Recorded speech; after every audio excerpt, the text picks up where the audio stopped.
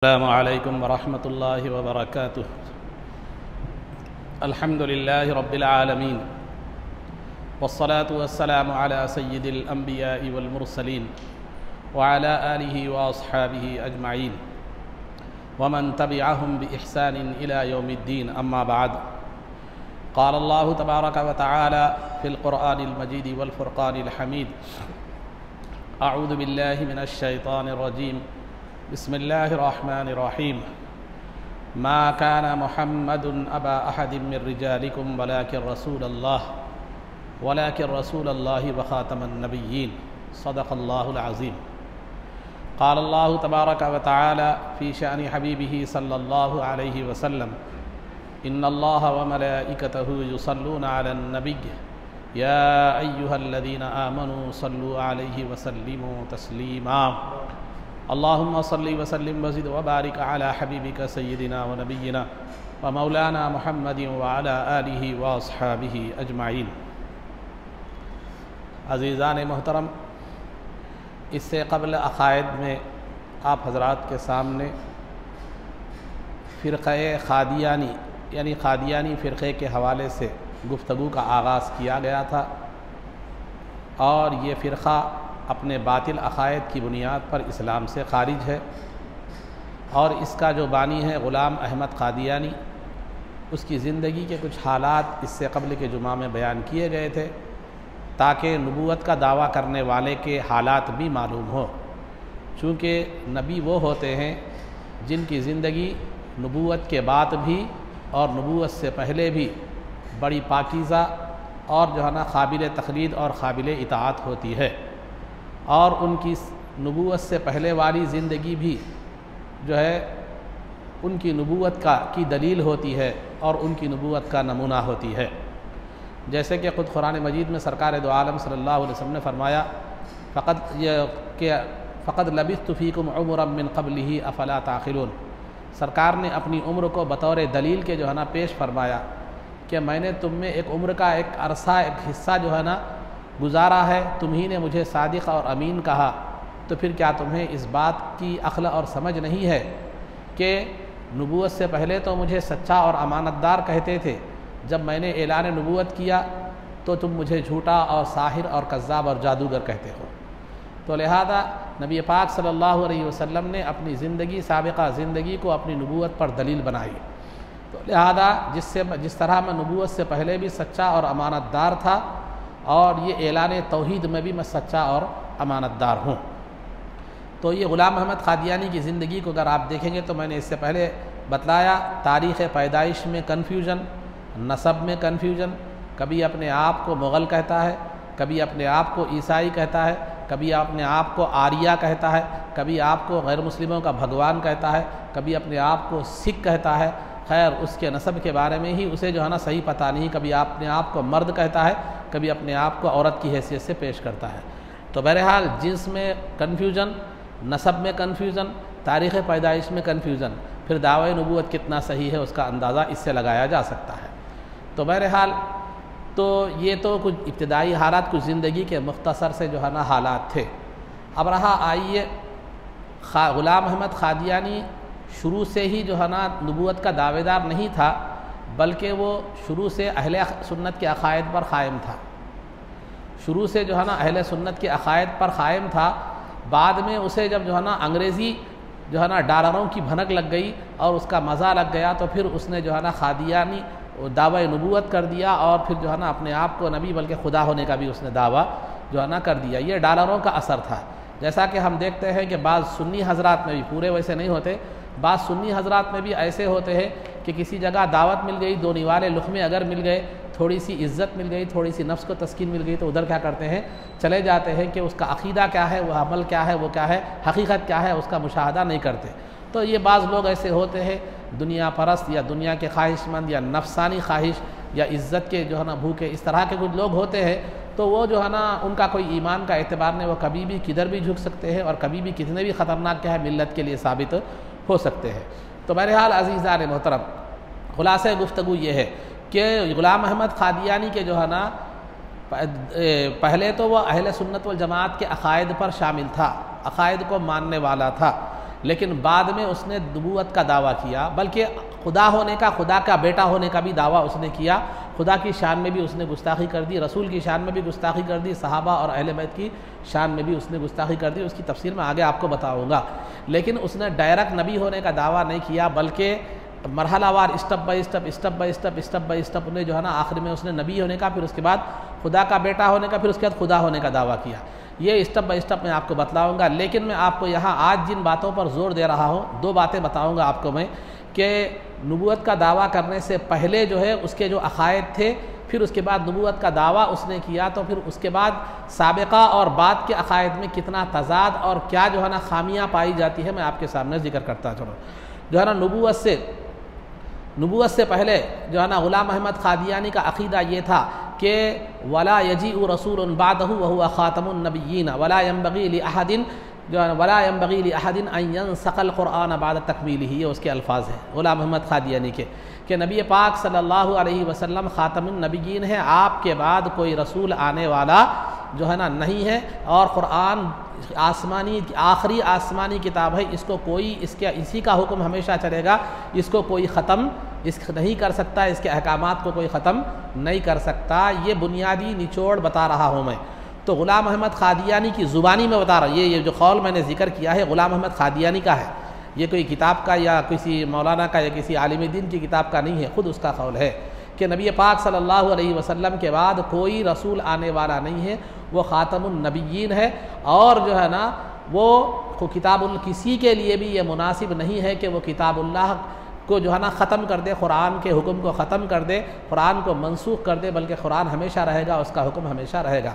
क़ादियानी ने दिल्ली की जामे मस्जिद में खड़े होकर ये ऐलान किया था कि मैं रसूल नहीं हूँ, मैं रसूल का दावा नहीं करता, रसूल पाक सल्लल्लाहु अलैहि वसल्लम ख़ातमुन नबिय्यीन है और आप आखिरी रसूल हैं। जो आपको रसूल नहीं मानता वो कज़्ज़ाब है, झूठा है, लानती है, और अब आपके बाद रसूल की ज़रूरत ही नहीं है। ये इब्तिदाई मामलात बता रहा हूँ मैं आपको, इब्तिदाई मामलात कि वो जो है ना इस बात का क़ाइल था कि रसूल पाक सल्लल्लाहु अलैहि वसल्लम अल्लाह के आखिरी रसूल हैं, ख़ातमुन नबिय्यीन हैं, नबूवत के सिलसिले को ख़त्म करने वाले हैं। अब आपके यहाँ तक भी उसने कह दिया कि ये अल्लाह की शान नहीं, ये अल्लाह की शान नहीं कि वो आपके बाद कोई रसूल भेजे, यानी अल्लाह ने आपको ख़ातमुन नबिय्यीन बना दिया और अल्लाह ताला आपके बाद कोई रसूल भेजने वाला नहीं है। अगर कोई आपके बाद रसूल का जो है ना नबूवत का दावा करे, रसूल होने का दावा करे, तो वो काफिर है, झूठा है, लानती है। अब सरकार की तशरीफ़ आवरी के बाद, दीन के मुकम्मल होने के बाद किसी नबी की रसूल की ज़रूरत ही बाकी नहीं रही। ये थे इब्तिदाई अक़ायद का ख़ुलासा। वो इबारतें भी हैं, दलाइल भी हैं, सब हैं। ये मैं आपके सामने, मैं मुख्तसरन ये बात आपके सामने बता रहा हूँ। मैं ये जितनी भी अक़ीदे की ग़ुलाम अहमद क़ादियानी के बारे में मैं जो बता रहा हूँ बातें, ये मुख्तसरन आपके सामने बता रहा हूँ। अगर आपकी इसकी तफसील पूरे दलाइल के साथ वगैरह देखना चाहते हैं तो सय्यदी शेखुल इस्लाम हाफिज़ मोहम्मद अनवारुल्लाह फ़ारूक़ी अलैहि रहमतु व रिज़वान की किताब जो है ना इफ़ादतुल अफ़हाम, आप देखिए, उसमें पूरे दलाइल के साथ, सनद के साथ पूरी बातें आपको मिलेंगी इंशाअल्लाह। अगर हो सका तो मैं आगे कभी तबर्रुकन आपके अक़वाल भी मैं ज़िक्र करूँगा उसमें, तो इंशाअल्लाह जो है ना ये तो आपको इफ़ादतुल अफ़हाम के नाम से 2 जिल्दें हैं, तकरीबन 1200 सफ़हात पर ये 2 जिल्दें मुश्तमिल है, समझे। अब तकरीबन तो ये जो है ना आपको पूरी तफसील आपको मिलेगी। या नहीं, अगर आप जो है ना देवबंदी मकतब फ़िक्र से आप इत्तेफाक रखते हैं तो देवबंदी उलमा ने भी इस पर बहुत सी किताबें जो है ना लिखी है। और अगर आप बरेलवी मकतबी फ़िक्र से ताल्लुक़ रखते हैं, इत्तेफाक रखते हैं, तो उलमा बरेलवी के उलमा ने भी इस पर बहुत सी जो है ना आपको किताबें लिखी है। नहीं, अगर जो है ना आप मौलाना ताहिरुल क़ादरी साहब से इत्तेफाक रखते हैं तो उनकी भी एक किताब ख़त्म नबूवत पर इस बारे में आपको तफसीली जो है ना मिलेगी। बहरहाल हर उलमा ने, तकरीबन उलमा ने क्या है इस पर लिखा है, उनके दलाइल, उनकी बातें, उसके इल्हामात जो मैंने जिक्र है, इल्हामात का जो है ना उन्हें तस्किरा किया है। मैं खुलासा आपके सामने जिक्र कर रहा हूँ और मुख्तसर तौर पर आपकी आसानी के लिए ये बानी जामिया निज़ामिया की किताब का हवाला इसलिए दे रहा हूँ कि इसमें जो तफसील है मुझे दीगर किताबों में उतनी तफसील नहीं मिली। और हर एक का मकसद आलिम दीन का अलग होता है। जैसे मैं आपके सामने मुख्तसर बातें बता रहा हूँ, हो सकता है बाज़ उलमा का नज़रिया ये हो कि आवाम के सामने मुख्तसर बात आ जाए इसलिए उन्होंने मुख्तसर लिखा हो। इसका मतलब ये नहीं है कि उन्होंने कोई ख़ियानत की हो या कोई कमी बेशी की हो। बहरहाल हर एक का लिखने का एक मकसद होता है। इमाम बुखारी को जो है ना तकरीबन लाखों हदीसें याद थी, लेकिन बुखारी शरीफ में आपने तकरीबन 3-4 हदीस 4000 हदीसें जो है ना जिक्र फरमाई है। 6000 उनमें 3 मुकर्ररात 3000-4000 हदीसें जो है जो गैर मुकर्रर है। तो बहरहाल बताना ये मकसूद है कि हर आलिम दीन जिससे आप इत्तेफाक रखते हैं उनकी किताबें, उस मकतब फ़िक्र की किताबें आपको इस बारे में क्या करेंगी, मिलेंगी। आपको इंटरनेट पर मिलेगी, आपको ख़रीदने की भी ज़रूरत जो है ना नहीं है। बहरहाल आपको अपने आलिम दीन का नाम मालूम हो और उनके जिनसे आप इत्तेफाक रखते हैं उनका नाम मालूम हो। तो बहरहाल अज़ीज़ान मोहतरम, तो मैंने जो है ना अब उसके बाद जो है ना ये तो बातें थी पहले कि रसूल पाक सल्लल्लाहु अलैहि वसल्लम ख़ातमुन नबिय्यीन है, आपके बाद कोई रसूल नहीं आ सकता, कोई नबी नहीं आ सकता। अगर कोई नबूवत का दावा करे तो वो झूठा है, कज़्ज़ाब है, लानती है। और नबी पाक सल्लल्लाहु अलैहि वसल्लम के बाद जो है ना किसी रसूल की ज़रूरत ही नहीं है, दीन मुकम्मल हो चुका है, अब आपके बाद किसी रसूल की ज़रूरत नहीं है। ये पहले के दावे थे। उसके बाद उसने जो है ना नबूवत का दावा किया। मैं जैसे बताया कि नबूवत का दावा डायरेक्ट नहीं किया, सिलसिलावार किया, वो बाद में बताऊंगा मैं। नबूवत के दावे पर अपन बात करते हैं। नबूवत का दावा किया तो नबूवत का दावा किया। अब आपको मैं बताता चलो, दुनिया में तकरीबन 1,24,000 अम्बिया अलैहिमुस्सलातु वत्तस्लीम ने जो है ना आज तशरीफ़ लाए हैं। तकरीबन 1,24,000 अम्बिया अलैहिमुस्सलातु वत्तस्लीम तशरीफ़ लाए हैं कि उन्होंने किसी की भी ज़िंदगी में आप ये नहीं देखेंगे कि उन्होंने पहले किसी चीज़ का दावा किया हो, बाद में क्या किया हो, उसका इनकार किया हो। पहले किसी चीज़ का दावा किया हो, उसके बाद में इनकार किया हो। ग़ुलाम अहमद क़ादियानी ने पहले क्या किया, ये दावा किया कि रसूल पाक सल्लल्लाहु अलैहि वसल्लम ख़ातमुन नबिय्यीन है, आपके बाद कोई नबी आने वाला नहीं है, नबी की ज़रूरत नहीं है, झूठा है। अगर कोई नबूवत का दावा करता है तो झूठा है, कज़्ज़ाब है, लानती है। ये ग़ुलाम अहमद क़ादियानी का पहले वाला दावा था। बाद में उसने ख़ुद दावा किया कि मैं आयन मुहम्मदुर रसूलुल्लाह हूँ। कई दावों में से एक दावा बता रहा हूँ मैं, वो दावे तो तफसीली में लाऊंगा। मैं आयन मुहम्मदुर रसूलुल्लाह हूँ, बल्कि खुदा भी हूँ, खुदा का बेटा भी हूँ। ये तमाम चीज़ें बताए। तो दावा पहले एक बात थी, बाद में एक बात थी। आप किसी नबी के बारे में ये नहीं सुनेंगे कि उन्होंने नबूवत से पहले ये दावा किया हो, ऐलान नबूवत से पहले एक दावा किया हो, फिर जो है ना बाद में क्या किया हो, उसका इनकार किया हो। कि नबी की बात जो है ना ऐलान नबूवत से पहले भी सच्ची होती है, ऐलान नबूवत के बाद भी क्या होती है, सच्ची होती है। ऐलान नबूवत के पहले जिन बातों का वो जो ऐलान करते हैं, ऐलान नबूवत के बाद भी वो उन बातों पर क्या है, कायम जो है ना रहते हैं। वो इसलिए कि नबी जब तक ऐलान नबूवत ना करें वो आला दर्जे के कामिल वली होते हैं, जब तक के जो है ना उनकी विलायत के दर्जे को कोई दुनिया का आदमी बड़े से बड़ा वली नहीं पहुंच सकता, जब तक कि उन्हें नबूवत अता न की गई हो। तो उसके बाद ऐलान नबूवत अता किए जाने के बाद वो जो है ना नबी नबूवत के दर्जे पर फाइज हो जाते हैं। तो अज़ीज़ान मोहतरम, खुलासा गुफ्तगू ये है कि दुनिया के किसी नबी के बारे में आप ये नहीं सुनेंगे कि उन्होंने ऐलान नबूवत से पहले ऐसी बात कही हो, बाद में उसके मुतज़ाद उसके अपोजिट क्या की हो, बात कही हो। दूसरी बात अब जो है ना ये तीसरी बात, ये एक बात है। दूसरी बात जो है ना ये है कि जो है ना ग़ुलाम अहमद क़ादियानी ने खुद कहा कि नबी पाक सल्लल्लाहु अलैहि वसल्लम के बाद अब किसी नबी की ज़रूरत ही बाकी नहीं है। अभी किसी नबी की ज़रूरत ही बाकी नहीं है। जब नबी की ज़रूरत बाकी नहीं है, खुद कहा है, तो फिर बाद में नबी होने का दावा क्यों किया? नबी की जो है ना नबी की ज़रूरत जो है ना बाकी नहीं है, तो फिर बाद में नबी होने का दावा क्यों किया गया? तो पहले नबी की ज़रूरत बाकी नहीं, बाद में नबी होने का दावा जो है ना, इसलिए बाद में नबी होने का दावा करना ये इस बात की दलील है, पहले नबी की ज़रूरत नहीं थी, बाद में नबी का दावा करना ये इस बात की अलामत है कि पहले हालात बेहतर थे, नबी की ज़रूरत नहीं थी, बाद में नबी की ज़रूरत पड़ी तो मैं क्या करा, नबी बन गया। यही माना हो। वाज़े तौर पर आप आसानी से समझ सकते हैं कि वो खुद कह रहा है कि मेरी सरकार के बाद किसी नबी की ज़रूरत नहीं है, फिर बाद में वो खुद नबूवत का दावा कर रहा है और अपने आप को नबी कह रहा है, तो फिर अब नबी की ज़रूरत क्यों पेश आई? तो मतलब पहले हालात ऐसे थे कि नबी की ज़रूरत पेश नहीं आई थी, लेकिन अब हालात ऐसे पैदा हो गए कि नबी की ज़रूरत क्या हो गई, पेश जो है ना आ गई। तो याद रखिए 1,24,000 अम्बिया अलैहिमुस्सलातु वत्तस्लीम जितने भी आए, उनको किस लिए भेजा गया? अम्बिया को आपको किस लिए, अम्बिया को किस लिए भेजा गया? उम्मत की इस्लाह के लिए ना, कौम की इस्लाह के लिए, अल्लाह की तौहीद का पैगाम पहुंचाने के लिए। तो तौहीद का तो इस्लाह किसकी होती है? बिगड़ी हुई चीज़ की होती है। इस्लाह किसकी होती है? बिगड़ी हुई चीज़ की होती है, बनी हुई चीज़ की इस्लाह नहीं होती। तो लिहाजा नबी को जब भेजा जाता है अच्छे हालात में नहीं भेजा जाता, बिगड़े हुए हालात में भेजा जाता है। नबी को जो भेजा जाता है, पूरे अंबिया की सीरत को देख लीजिए। सरकार भी जब दुनिया में तशरीफ़ लाए, नबूवत का आपने दावा ऐलान फरमाया, तो उस वक्त सारी दुनिया में कोई मुसलमान नहीं था, कोई मुसलमान नहीं था। तो जब ये नबी का दावा कर रहा है, तो मतलब ये हुआ कि जो है ना, पहले तो खुद ये दावा कर रहा है कि नबी की ज़रूरत नहीं है, हालात बेहतर हैं। फिर ये नबूवत का दावा कर रहा है, तो मतलब ये है कि नबी के आने से पहले हालात बेहतर थे, उसके बाद ख़राब हो गए, तो ये नबी बनकर आया, ये दावा कर रहा है। जबकि ये हकीकत ये है कि अब तक जो है ना, अब जायज़ा लें गुलाम अहमद कादियानी के इस दावे से पहले सरकार के ज़माने तक देखें तो कोई हालात इतने नहीं बिगड़े कि जिस नबी की ज़रूरत पेश आए। क्योंकि हर ज़माने में सहाबा के ज़माने में सहाबा थे, ताबईन के ज़माने में ताबईन थे, तबे ताबईन के ज़माने में तबे ताबईन थे, औलिया के ज़माने में औलिया थे, उलमा की इस उम्मत में सुलहाए उम्मत उलमाए उम्मत बाकी हैं। फिर हालात भी उतने बिगड़े ही नहीं। जब नबी की ज़रूरत पेश हो तो फिर नबूवत का दावा क्या माना रखता है? नबूवत का दावा जो है ना, क्या माना रखता है? तो लिहाजा इस तरह ये दावा बिल्कुल बेकार है और बेबुनियाद है। दूसरी ये बात, और एक बात जो उसने जो है ना, गुलाम अहमद कादियानी ने जो है नबूवत का दावा डायरेक्ट नहीं किया, बल्कि आहिस्ता आहिस्ता आहिस्ता उसने नबूवत का दावा किया।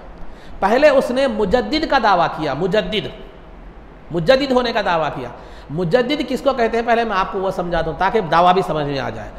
जो है ना, हदीस शरीफ में सरकार दो आलम सल्लल्लाहु अलैहि वसल्लम का इरशाद गिरामी है कि अल्लाह रब्बुल इज़्ज़त हर सदी में एक अल्लाह वाले को भेजता है, एक मुजद्दिद को भेजता है, जो दीन में पैदाशुदा जो है ना खराबियों को क्या करता है, खराबियों की क्या करता है, वो इस्लाह करता है।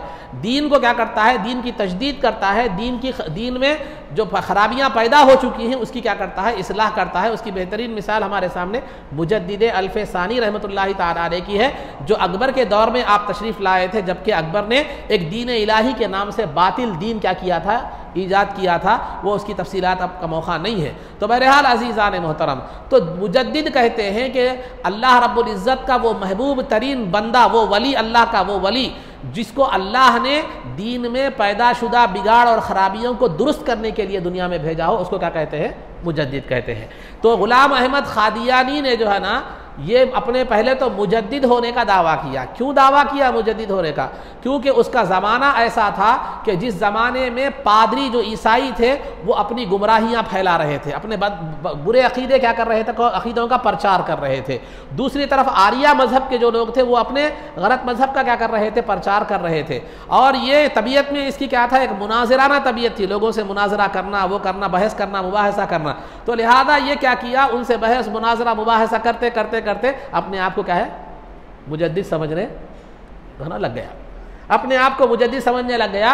और जो है ना उससे क्या करने लगा, अपने आप को मुजद्दिद होने। अल्लाह रब्बुल इज़्ज़त हर सदी में जिस बंदे को भेजता है दीन की इस्लाह के लिए, वो अपने आप को उस मकाम पर फाइज करके पहले उसने मुजद्दिद होने का दावा कर दिया। उसके बाद मुजद्दिद होने का, इसके तहत कई तफसीलात हैं, मैं तफसीलात नहीं बता रहा हूँ, आपको खुलासा बता रहा हूँ। मैंने किताबों की भी आपके सामने बातें रख दी है।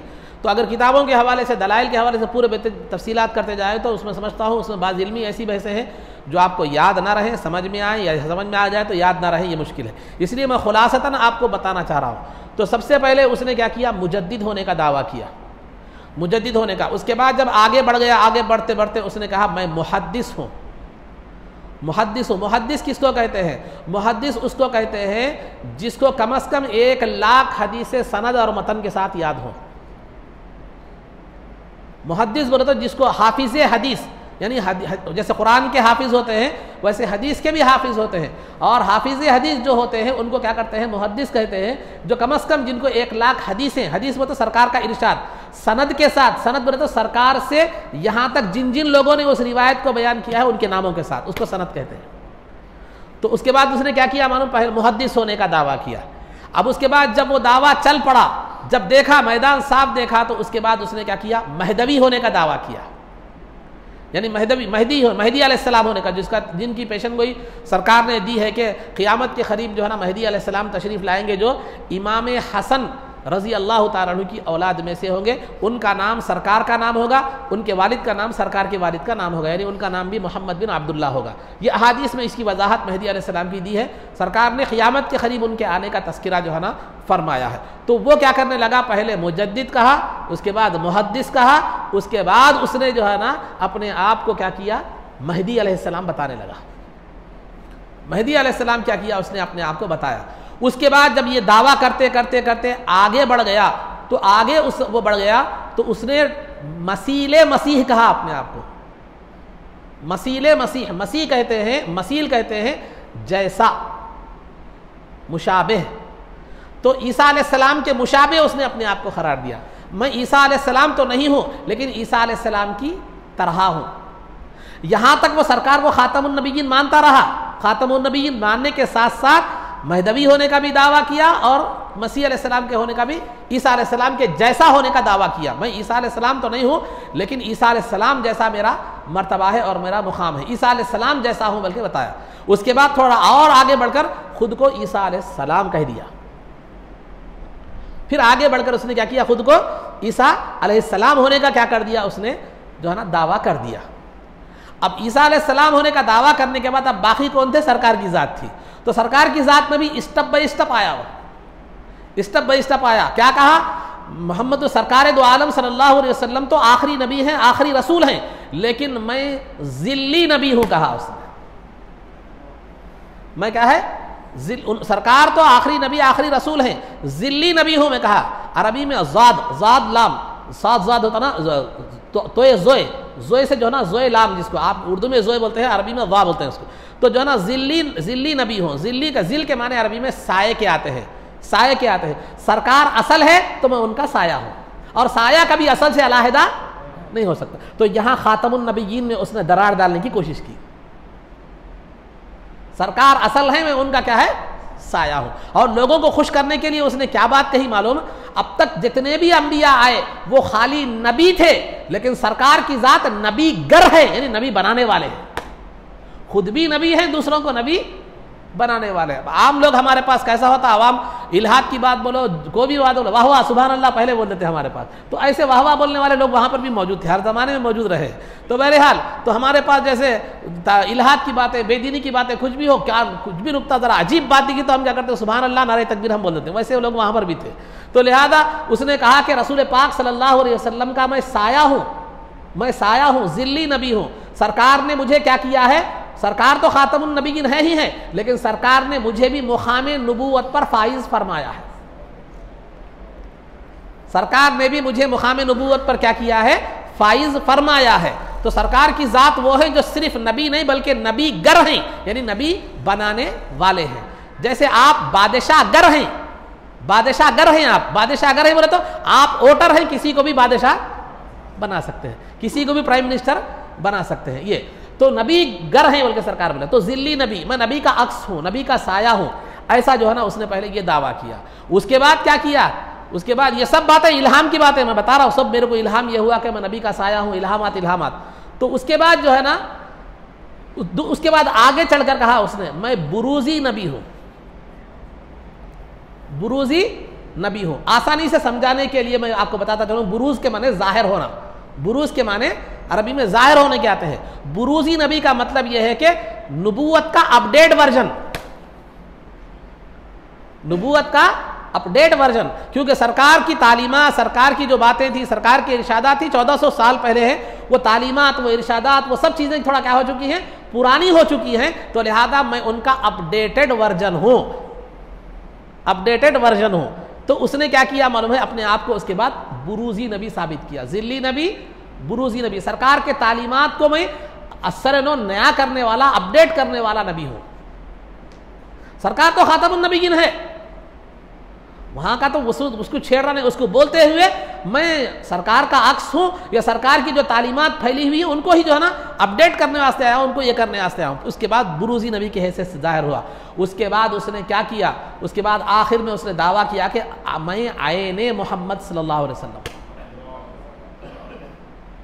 नऊज़ुबिल्लाह सुम्मा नऊज़ुबिल्लाह, तो मैं आयने मोहम्मद सल्लल्लाहु अलैहि वसल्लम, मैं आयन मोहम्मदुर रसूलुल्लाह सल्लल्लाहु अलैहि वसल्लम, ये दावा किया।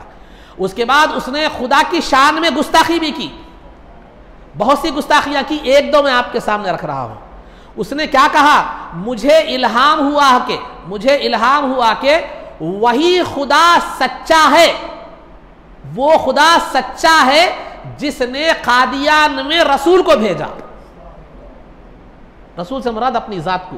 कादियान चूंकि उसका इलाका था, पंजाब के एक इलाके का नाम, जैसे मैंने बताया, पंजाब गुरदासपुर जो है पंजाब का एक इलाका है, उसके गांव है का नाम है कादियान है। तो कादियान का ये पैदा कादियान में हुआ था। तो इसने कहा कि सच्चा खुदा वो है जिसने कादियान में रसूल को भेजा। तो ये कहकर उसने खुदा को झूठला दिया, अल्लाह को झूठा कहा।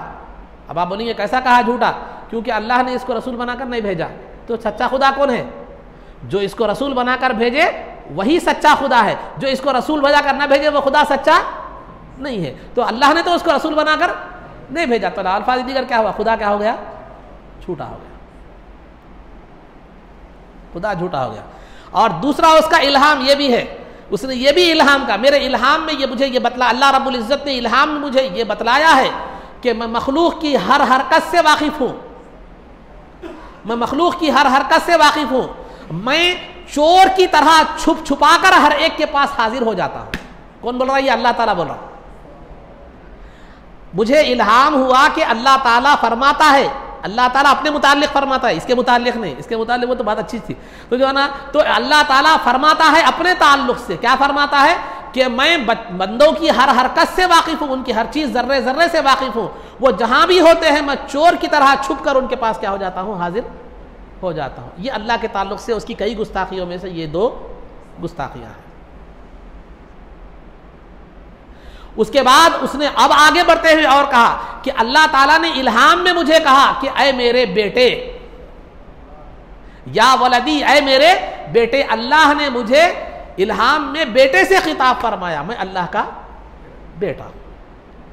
फिर उसके बाद और आगे बढ़कर उसने कहा खुद को खुदाई का दावा ही कर दिया, उसने खुदाई का दावा कर। तो ये था उसका बतदरीज जो है ना सफर, मुजद्दिदियत से शुरू होकर खुदा तक पहुंच गया। यह है गुलाम अहमद कादियानी का नबूवत तक का सफर। पहले ड्यूटीपल्ली, जड़चल्ला, बालानगर, शादनगर, कुत्तूर, तिम्मापुर, फिर उसके बाद शमशाबाद, हैदराबाद।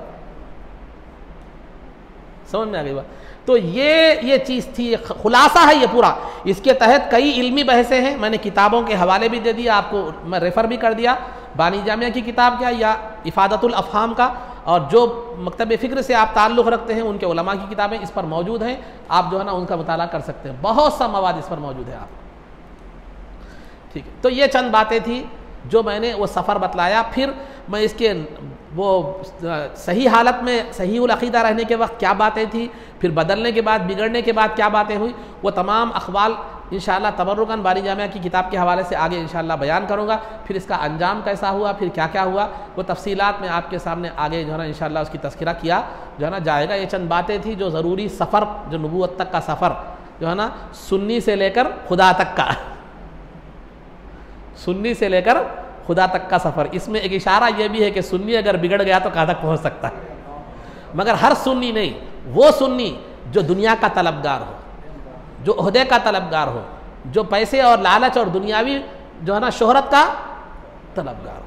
वरना जो हकीकत में सुन्नी है, जो है ना सुन्नियत पर अल्लाह और उसकी रसूल की रज़ा के लिए क़ायम है, तो फिर वो जो है ना कभी गौसे पाक का ग़ुलाम बनता हुआ नज़र आएगा, कभी ख्वाजा मोइनुद्दीन चिश्ती का ग़ुलाम बनता हुआ नज़र आएगा, कभी बंदा नवाज का ग़ुलाम बनते हुए नज़र आएगा, रहमतुल्लाहि ताला अलैहिम अजमाइन। तो अलगर्ज़ अज़ीज़ान मोहतरम, तो ये हमारे पास भी आज ऐसे सुन्नियाँ मौजूद है, जिधर दावत मिली, जिधर पैसे मिली, जिधर जो है ना वो हो गया, जिधर शोहरत मिल गई, जिधर नफ्स को तस्कीन मिली, जिधर जो है ना मनफ़ात मिली, उधर क्या होते हैं चले जाते हैं। तो यहाँ ये आपके लिए ये इबरत का सामान है। ये डॉलर की जो है ना जो है ना हवस में, और जो है ना उस वक्त जो बरतानिया हुकूमत थी, उस हुकूमत की जो है ना दलाली करते हुए और उससे ख़रीब होना और उससे जो है ना ख़रीब होने के जज्बे के तहत उसने जो है ना ये काम किया, उसको उन लोगों ने इसको इस तरह क्या किया, इस्तेमाल किया। साबिक़ में मैंने इसकी वजह भी बता दी है, तफसील इसकी। तो बहरहाल ये अक़ायद के हवाले से चंद बातें आपके सामने रखी गई। अब रहा खिलाफत राशिदा में सय्यदुना उस्मान गनी रज़ी अल्लाह तआला अन्हु का दौर खिलाफत का तस्करा जो है ना किया जा रहा था। तो सय्यदुना उस्मान गनी रज़ी अल्लाह तआला अन्हु का दौर खिलाफत तकरीबन 12 साल रहा। 12 साल रहा। इब्तिदाई 6 साल गुज़िश्ता मैंने बतलाया था कि आपके दौर खिलाफत में इम्तियाज़ी कारनामे क्या है, इम्तियाज़ी कारनामे क्या थे, तो वो आपके सामने मैंने बतलाए थे गुज़िश्ता। अब जो है ना आपके दौर खिलाफत के इन्हितात जो है ना, इन्हितात के असबाब, आपकी खिलाफत में जो तब्दीलियाँ आईं और जो असबाब आपकी शहादत का सबब बने, जो चीज़ें आपकी शहादत का सबब बनी, उनका तस्करा, आपकी हुकूमत के गिरने का और आपकी शहादत का सबब जो चीज़ें बनी, उनका तस्करा आज मैंने जो है ना आप हजरात के सामने बताऊँगा। तो आपकी तकरीबन जो है ना 12 साल आपका दौर खिलाफत रहा। इब्तिदाई 6 साल बड़े पुरसुकून अंदाज में क्या है मालूम है आपका दौर खिलाफत चलता रहा, क्योंकि माल गनीमत की फरावानी थी। टैक्सेस जो होते थे, महसूलात जो होते थे, वो तमाम जो है ना महसूलात, टैक्सेस का हो, ज़मीन का हो, ज़राअत का हो, या जो है ना सेल टैक्स हो, जो भी है, महसूलात की आमदनी भी कसरत से थी, तो लोगों को वज़ाइफ भी कसरत से मिलते थे और जो है ना बहुत ज़्यादा खुशहाली थी लोगों में। हर तरफ माल और दौलत की फरावानी, तिजारत बहुत अच्छे अंदाज में चल रही थी, ज़राअत बहुत अच्छे अंदाज में हो रही थी, हर चीज़ बड़ी उम्दा तरीके से चल रही थी। ज़ाहिर सी बात है कि जब एक चीज़ अच्छी चल रही हो तो दुश्मन के दिल में हसद पैदा होना ये यकीनी बात है। आप अच्छे रहो तो आपका दुश्मन क्या है, कैसा भी क्या होता है उसके अंदर हसद बराबर क्या होती है, पैदा होती है। इस वजह से एक अदबी बात बता रहा हूँ मैं आपको, अदबी बात बता रहा हूँ। हम आपसे अब मुलाकात करते हैं, समझो किसी समय आप मेरे से मुलाकात करें तो क्या पूछते हैं, क्या मौसा साहब खैरियत कैसी है, मिजाज वगैरह कैसी है, बोलते हैं आप। लेकिन एक अदबी अंदाज में पूछने का तरीका ये भी है कि जो है ना मिजाज दुश्मना कैसे है, मिजाज दुश्मना कैसे है, आपके दुश्मन का मिजाज कैसा है। अगर उसका मिजाज अच्छा रहा तो आपका सही नहीं है, अगर उसका ख़राब है तो आपका सही है। एक अदबी अंदाज में पूछने का, खैरियत पूछने का तरीका। मगर हर के पास मत पूछो मिजाज दुश्मन है कैसा है, तो सामने वाला नहीं समझा तो परेशानी, मेरे को दुश्मन बोल रहा बोल के, फिर उल्टा हो सकता मामला। जो चीज़ जहाँ यूज़ करना है वही यूज़ करना, या तो नहीं यूज़ करने का मौका नहीं मिला तो समझ के तो रहना। हाँ, तो बहरहाल अजीज़ा ने मोहतरम, तो हसद पैदा होना एक लाजमी बात थी, तो लोगों में हसद भी क्या हो गया, पैदा हो गया। हासिदीन का जो है ना एक गुरूह जमा हो गया, लोगों में हसद पैदा हो गई। दूसरी बात क्या हुई, जो उमर रज़ी अल्लाह तआला अन्हु के दौर में, अबू बकर सिद्दीक़ रज़ी अल्लाह तआला अन्हु के दौर में जो बड़े बड़े किबार सहाबा थे, सहाबा, उनमें से बहुत से सहाबा का तो इंतकाल हो चुका था। सहाबा की एक कसीर तादाद क्या हो चुकी थी, इंतकाल फरमा चुकी थी। बाज़ जो सहाबा थे वो ज़ईफ़ हो गए थे, वो हुकूमती मामलात में जो है ना को अंजाम देने और उसमें मुदाखलत करने के वो काबिल नहीं रहे थे, उम्र की ज़्यादती की वजह से। उम्र की हुकूमत के ओहदों को संभालना, उनको चलाना, ये जो है ना उसमें हुकूमत के मामलात में मुदाखलत करना और जो है ना उसको ये करना, ये इनके बस की बात नहीं रही थी, क्योंकि ज़ईफ़ हो चुके थे और जो है ना उस हलचल और दौड़ धूप के जो है ना वो उस दर्जे में नहीं थे, उस दर्जे में नहीं थे।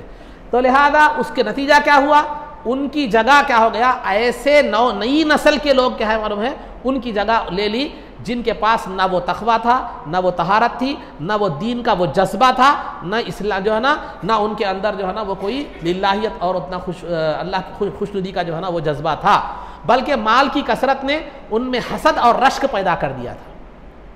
हसद और रश्क क्या कर दिया था, पैदा कर दिया था। उनके अंदर हसद, रश्क, अदावत, दुश्मनी जैसे जो है ना चीज़ें क्या हो चुकी थी, आ चुकी थी। ये दूसरा सबब था आपकी सल्तनत के पलटने का।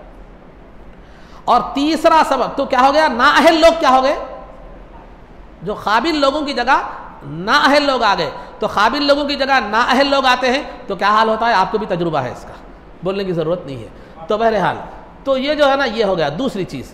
और तीसरी चीज़ जो है, जो सबब जो चीज़ बनी, उमर फारूक कुरैश जो है ना, कुरैश अरब में एक इज़्ज़तदार कबीला समझा जाता था। कुरैश सरकार भी उसी कबीले से थे, और सरकार का जो कबीला कुरैश था, कुरैश का एक ख़ानदान था, वो बनु हाशिम था। बनु हाशिम सरकार का ख़ानदान था, कबीला कुरैश का था। कबीला और कुरैश का ख़ानदान और कबीले का फ़र्क इससे पहले भी सीरत में मैं समझा चुका हूँ। तो जो है ना कबीला का मतलब एक आदमी किसी का नाम कुरैश है समझिए, वो कुरैश के एक 4-5 बेटे हैं, तो हर बेटे का जो फैमिली होती है उसको क्या बोलते हैं, ख़ानदान। ये कबीला कुरैश पूरे मिलाकर, पूरे बेटों को सब मिलाकर क्या कहते हैं, ये कुरैश को 10 बेटे हैं, 10 बेटों की औलाद सब उनकी जितनी पोतरे परपोतरे जितनी भी औलाद होती है वो पूरों को मिलाकर कबीले कुरैश कहते हैं। हर बेटे की अलग जो ख़ानदान फैमिली होती है उसको क्या कहते हैं, ख़ानदान कहते हैं। तो अरब में जो है ना कबीला कुरैश एक बहुत इज्जत की निगाह से क्या करता देखा जाता था, तमाम कबीलों में मुअज़्ज़ज़ माना जाता था।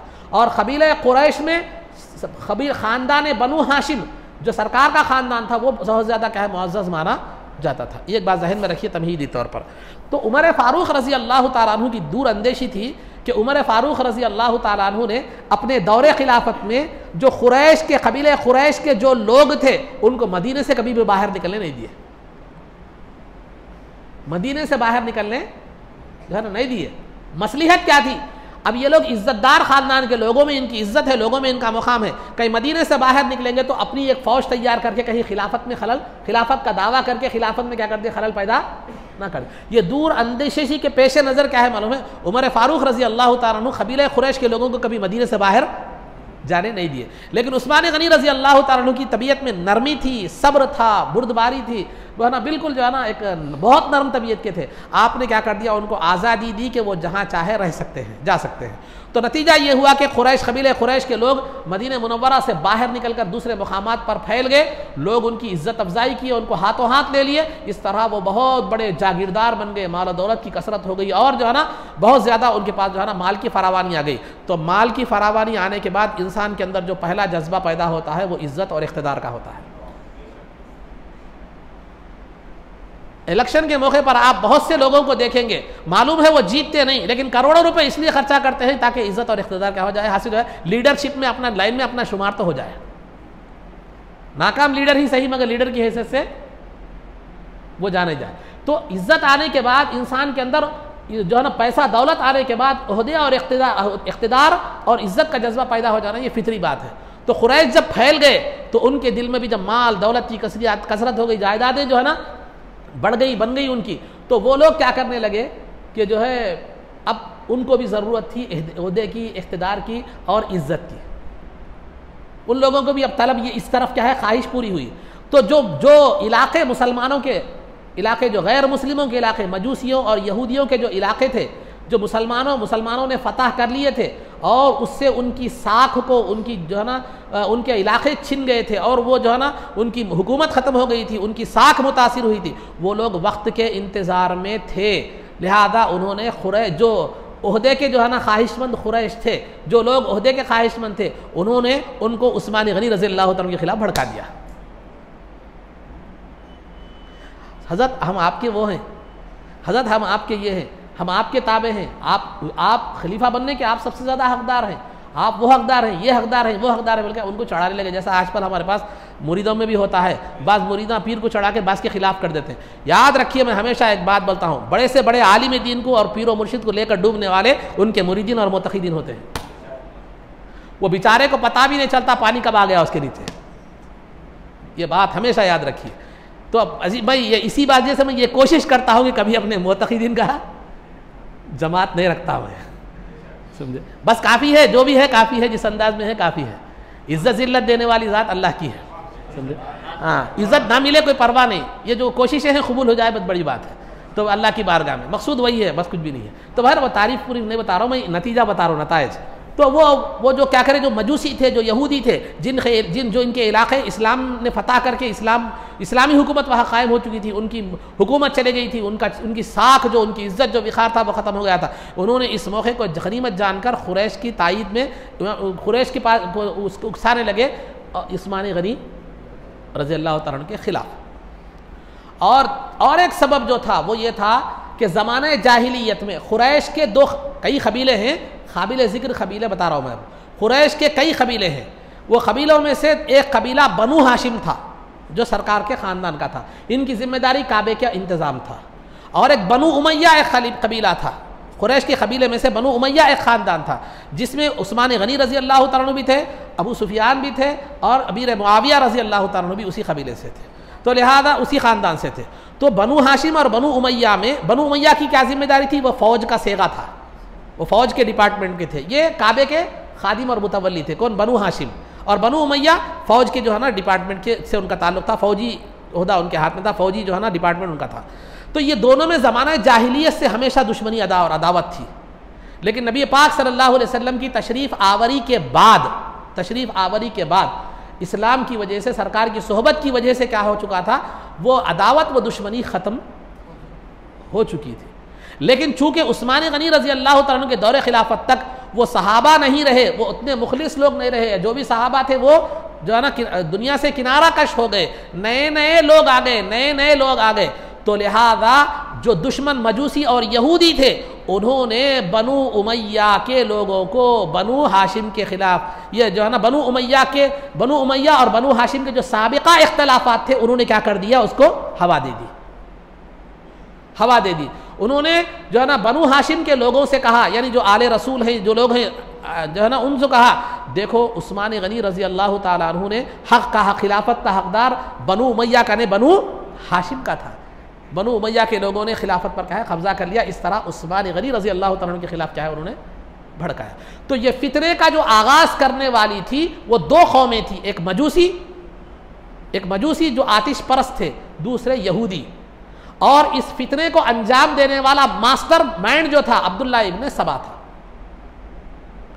जो यहूदी था, जो अपने आप को मुसलमान जाहिर कर रहा था। मास्टर माइंड जो था उस्मान गनी रजी अल्लाह तआला की खिलाफत को गिराने वाला, आपके खिलाफ बगावत कराने वाला, आपकी शहादत दर्दनाक अंदाज में आपको शहीद करवाने वाला, जिसका तस्करा आगे आएगा। मास्टर माइंड जो था वो था अब्दुल्ला इब्न सबा, और उसकी पुष्टपनाही में थी दो कौमें, मजूसी और यहूदी। मजूसी मतलब जो आतिश परस्त, आतिश की आग की पूजा करने वालों को क्या कहते हैं, मजूसी कहते हैं। तो यहाँ तक खिलाफत राशिदा के असबाब, खिलाफत के जो है ना में इख्तलाफ पैदा होने के, इंतशार पैदा होने के, इनखिलाफ तब्दीलियाँ पैदा होने के, फिर उस्मान गनी रजी अल्लाह तआला की शहादत के ये असबाब यहाँ तक आपके सामने बयान किए गए। इंशाअल्लाह फिर आगे की तस्करा, आगे बाकी बातें बयान की जाएगी। मसाइल में आप हजरात के सामने मुक्तदी कितने किस्म के होते हैं वो बताया गया था। एक तो मुदरिक जो शुरू से लेकर आखिर तक इमाम के साथ शामिल हो, और एक लाहिक जो शुरू से तो इमाम के साथ हो लेकिन वज़ू टूटने की वजह से या इमाम जो है ना मुकीम होने की वजह से बाद कुछ रकातें उसकी इमाम के साथ क्या हो गई हों, छूट गई हों। उसके लाहिक के बारे में भी आपको तफसीलात क्या किए गए थे, बतलाए गए थे। लाहिक के बारे में भी तफसीलात क्या किए गए थे, बतलाए गए थे। अब रहा मसबूक मुक्तदी, तीसरा जो मुक्तदी है मसबूक कहते हैं ऐसे मुक्तदी को, मसबूक कहते हैं ऐसे मुक्तदी को जिसकी इमाम के साथ शरीक होने तक, इमाम के साथ जिस वक्त वो शरीक हुआ तब तक जो है ना उसकी एक या कुछ रकातें या तमाम रकातें छूट गई थी, उसको कहते हैं मसबूक। यानी मिसाल के तौर पर आप इमाम के साथ दूसरी रकात में आके मिले, तीसरी रकात में आके मिले, दूसरी रकात में मिले तो पहली रकात छूट गई, तीसरी रकात में मिले तो दो रकातें छूट गई, आखिरी कायदे में आके मिले पूरी रकातें छूट गई। इमाम के साथ तो शरीक हुए आप कायदे में, लेकिन पूरी इतनी रकातें छूट गई। 4 रकात वाली नमाज है तो 4 रकातें, 3 रकात वाली नमाज है तो 3 रकातें, 2 रकात वाली नमाज है 2 रकात। तो ऐसे मुक्तदी को मसबूक कहते हैं। जब वो इमाम के साथ आकर नमाज में मिला तो उस वक्त तक उसकी एक या चंद या पूरी रकातें क्या हो चुकी हों, छूट चुकी हों। ऐसे मुक्तदी को क्या कहते हैं, मसबूक कहते हैं। तो ये मसबूक क्या करेगा, इमाम जब दूसरी तरफ सलाम फेरता है, इमाम के साथ कायदे में बैठेगा, इमाम के साथ कायदे में बैठेगा, अत्तहियात सिर्फ अत्तहियात पढ़ेगा, सिर्फ अत्तहियात पढ़ेगा, और कोशिश इस बात की करे, दुरूद इब्राहिम दुआ मासूरा नहीं पढ़ेगा, कोशिश इस बात की करेगा कि अत्तहियात इतना इत्मीनान से पढ़े कि उसका अत्तहियात इमाम के सलाम फेरने तक ख़त्म हो। नहीं पहले ख़त्म हो गया तो भी कोई बात नहीं, पहले अगर उसका अत्तहियात ख़त्म हो चुका है, तशहुद ख़त्म हो चुका है, तो वो क्या करे, खामोशी से बैठा रहे, दुरूद इब्राहिम दुआ मासूरा ना पढ़े। तो लिहाजा इमाम जब दूसरी तरफ सलाम फेरता है तो ये अपनी गई हुई रकातें क्या करे, खड़े होकर अदा करे, अपनी गई हुई रकातें खड़े होकर क्या करे, अदा करे। इसमें आपको 3 बातें याद रखने की है, ज़रूरी याद रखें, 3 बातें याद रखने की ज़रूरी है। पहली तो बात यह है कि ये जब अपनी गई हुई रकातें अदा करता है तो ये इमाम के पीछे समझा नहीं जाता, ये इमाम के पीछे समझा नहीं जाता।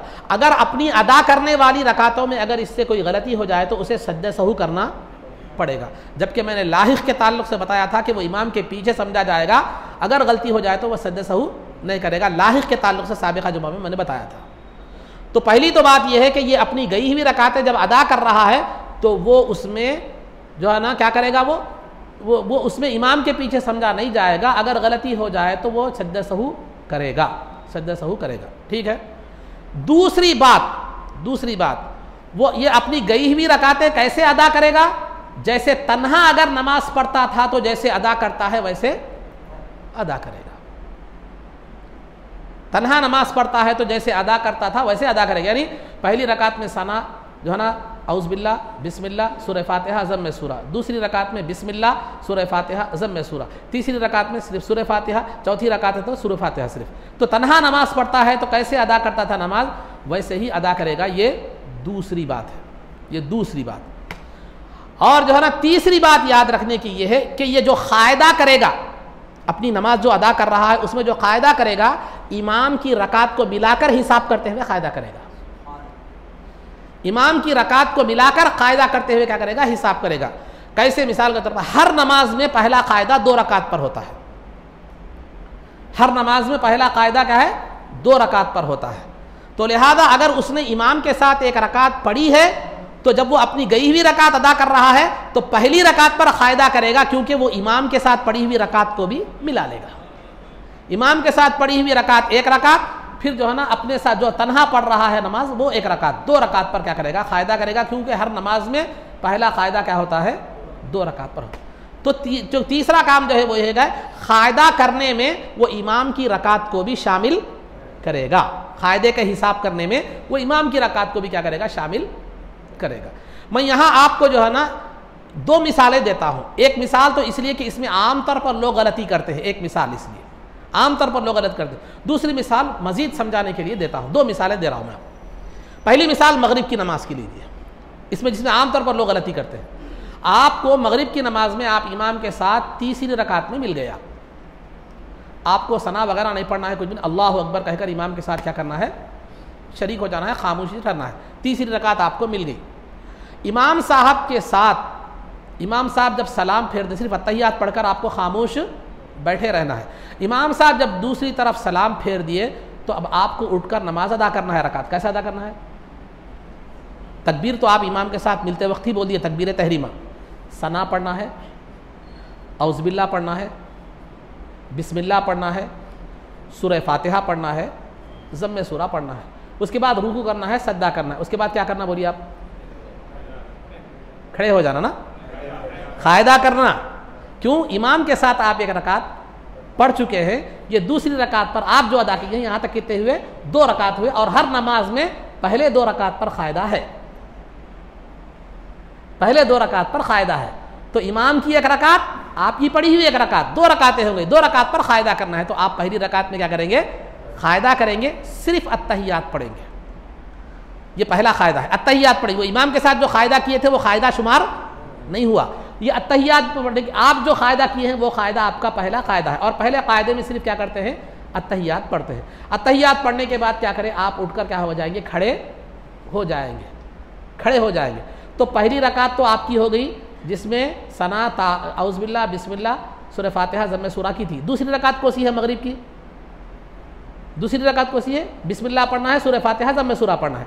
तो अत्तहियात पढ़ने के बाद उठकर खड़े हो जाएंगे, बिस्मिल्लाहिर्रहमानिर्रहीम पढ़ेंगे, सूरह फातिहा पढ़ेंगे, ज़म्मे सूरा पढ़ेंगे। उसके बाद रुकू व सुजूद करके आप आखिरी कायदा करेंगे, उसमें अत्तहियात भी पढ़ेंगे, दुरूद इब्राहिम भी पढ़ेंगे, दुआए मासूरा भी पढ़ेंगे। बात समझ में आ गई यहाँ तक? तो कायदा आप जो शुमार करेंगे, कायदा अपनी नमाज जो आप तन्हा अदा कर रहे हैं उसमें अपनी नमाज जब आप पढ़ रहे हैं तो उसमें आप क्या करेंगे, इमाम की रकात को भी मिलाकर हिसाब करते हुए क्या करेंगे, कायदा करेंगे। ये बात जहन में रखें। अब रहा अगर आप जो है ना 4 रकात वाली नमाज पढ़ रहे हैं, 4 रकात वाली नमाज थी, आप तीसरी रकात में आकर मिल गए। 4 रकात वाली ईशा की तो मान लो, आप जोहर की तो मान लो, असर की तो मान लो, कोई भी 4 रकात वाली नमाज थी, आप तीसरी रकात में इमाम के साथ मिल गए।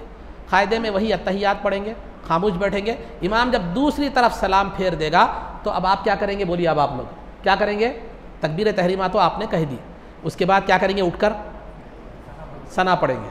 उसके बाद क्या करेंगे, औज़ बिल्लाह पढ़ेंगे। औज़ बिल्लाह को तावुज़ बोलते हैं, याद रखिए। औज़ बिल्लाह को तावुज़, तावुज़ नहीं तावुज़। और बिस्मिल्लाहिर्रहमानिर्रहीम, बिस्मिल्लाह को क्या पढ़ेंगे, क्या बोलते हैं, तस्मिया। सना पढ़ेंगे, औज़ बिल्लाह पढ़ेंगे, बिस्मिल्लाह पढ़ेंगे, सूरह फातिहा पढ़ेंगे, ज़म्मे सूरा पढ़ेंगे, रुकू करेंगे, सुजूद करेंगे। उसके बाद क्या करेंगे, कायदा करेंगे। क्योंकि इमाम के साथ 1 रकात हो चुकी है, ये 2 रकात हो गए आपकी, ठीक है। कायदा में क्या करेंगे, सिर्फ अत्तहियात पढ़ के क्या करेंगे, नमाज के लिए खड़े हो जाएंगे। अब क्या पढ़ेंगे, बिस्मिल्लाह पढ़ेंगे, ठीक है, और सूरह फातिहा पढ़ेंगे और ज़म्मे सूरा पढ़ेंगे, क्योंकि ज़म्मे सूरा वाली एक रकात और बाकी है आपकी, बाकी है, तो ज़म्मे सूरा पढ़ेंगे, रुकू करेंगे, सुजूद करेंगे, अब उसके बाद क्या करेंगे? खड़े हो जाएंगे, कायदा नहीं करेंगे, क्योंकि 2 रकात पर कायदा आपका हो चुका है। आपकी नमाज 4 रकात वाली है और ये आपकी तीसरी रकात है, तो खड़े हो जाएंगे। खड़े होकर क्या करेंगे? फिर उसके बाद क्या करेंगे? अब क्या करेंगे? बिस्मिल्लाह पढ़ेंगे, सूरह फातिहा, सिर्फ सूरह फातिहा पढ़ेंगे, रुकू करेंगे, सुजूद करेंगे, उसके बाद कायदा करेंगे, तहियात पढ़ेंगे, दुरूद इब्राहिम पढ़ेंगे, दुआए मासूरा पढ़ेंगे, चौथी रकात है, सलाम फेर देंगे। ये हो गया मसबूह का तरीक़ा नमाज का, ठीक है। और एक आखिरी बात जहन में रखिए, अगर आपकी रकातें छूट गई हैं, आपकी रकातें छूट गई हैं, इमाम के साथ शरीक हैं, इमाम साहब को सज्दे सहू हो गया, इमाम साहब को सज्दे सहू हो गया, तो अब इमाम साहब क्या करते हैं? अत्तहियात पढ़ के सीधी जानिब सलाम फिर के 2 सज्दे करते हैं। आपकी रकातें अगर छूट गई हैं, इमाम साहब को अगर सज्दे सहू हो गया है, तो आप इमाम साहब के साथ सज्दे सहू तो करेंगे लेकिन सलाम नहीं फेरेंगे। इमाम साहब जो सज्दे सहू के लिए सलाम फेरते हैं ना, आप वो सलाम नहीं फेरेंगे। और आखिरी में भी जो इमाम साहब सलाम फेरते हैं ना, वो भी सलाम आप नहीं फेरेंगे। क्यों नहीं फेरेंगे? इमाम साहब की नमाज का आखिरी है वो, लेकिन आपका दरमियान है अभी नमाज का, तो दरमियान में कोई सलाम नहीं है। नमाज में, किसी नमाज में दरमियान में सलाम नहीं है, आखिर में सलाम है। तो लिहाजा इमाम साहब खा वो सज्दे सहू के लिए सलाम फेरें या नमाज को ख़त्म करने के लिए सलाम फेरें, आप सलाम नहीं फेरेंगे। अलबत्ता सज्दे सहू इमाम साहब के साथ उनकी इत्तिबा में क्या करेंगे? आप करेंगे, लेकिन बगैर सलाम फेरे के सज्दे सहू करेंगे। ये मसबूह के हवाले से चंद ज़रूरी मसाइल जो पेश आते हैं वो मैंने बताए। इसकी भी बहुत सी तफसीलात है, लेकिन उसकी ज़रूरत बहुत कम पेश आते हैं। आप उलमा से रुजू होकर क्या है आप मालूम कर सकते हैं। तो ये चंद बातें थी जो आप हज़रात के सामने जिक्र की गई। अल्लाह रब्बुल इज़्ज़त से दुआ है जो कुछ भी कहा गया उस पर अमल की तौफ़ीक़ रफ़ीक़ अता फ़रमा, इज़्ज़त व आफ़ियत की ज़िंदगी दे और ईमान पर हमारा ख़ातिमा फ़रमा। रसूल पाक सल्लल्लाहु अलैहि वसल्लम के ख़दमों में हमारा हश्र फ़रमा। आपकी शफ़ाअत उज़्मा से हमको बहरवर फ़रमा। आपके दस्ते मुबारक से जामे कौसर पीना नसीब फ़रमा। जन्नत में आपकी ग़ुलामी मईयत और इफ़ाक़त नसीब फ़रमा। सल्लल्लाहु तआला वसल्लम अला खैरि ख़ल्क़िही सय्यिदिना मुहम्मदिन व आलिहि व सहबिही अजमईन बिरहमतिका या अरहमर राहिमीन वल्हम्दुलिल्लाहि।